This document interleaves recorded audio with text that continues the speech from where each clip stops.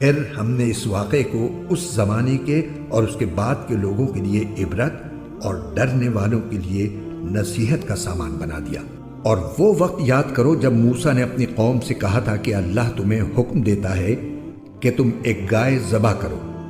وہ کہنے لگے، کیا آپ ہمارا مذاق بناتے ہیں؟ موسیٰ نے کہا، میں اس بات سے اللہ کی پناہ مانگتا ہوں کہ میں ایسے نادانوں میں شامل ہوں جو مذاق میں جھوٹ بولیں۔ انہوں نے کہا کہ آپ اپنے رب سے درخواست کیجئے کہ ہمیں صاف صاف بتائے کہ وہ گائے کیسی ہو۔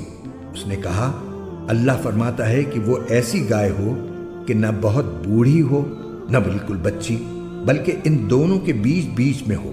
بس اب جو حکم تمہیں دیا گیا ہے اس پر عمل کر لو۔ کہنے لگے، آپ اپنے رب سے درخواست کیجئے کہ ہمیں صاف صاف بتائے کہ اس کا رنگ کیسا ہو۔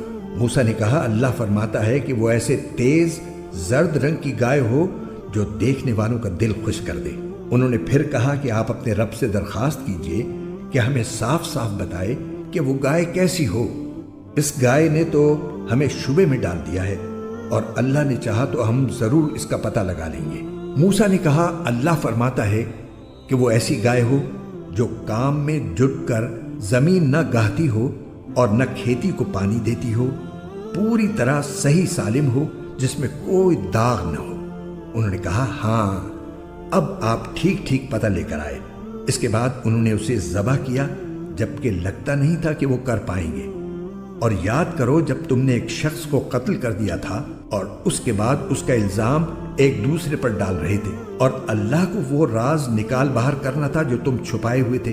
چنانچہ ہم نے کہا کہ اس مقتول کو اس گائے کے ایک حصے سے مارو۔ اسی طرح اللہ مردوں کو زندہ کرتا ہے اور تمہیں اپنی قدرت کی نشانیاں دکھاتا ہے تاکہ تم سمجھ سکو۔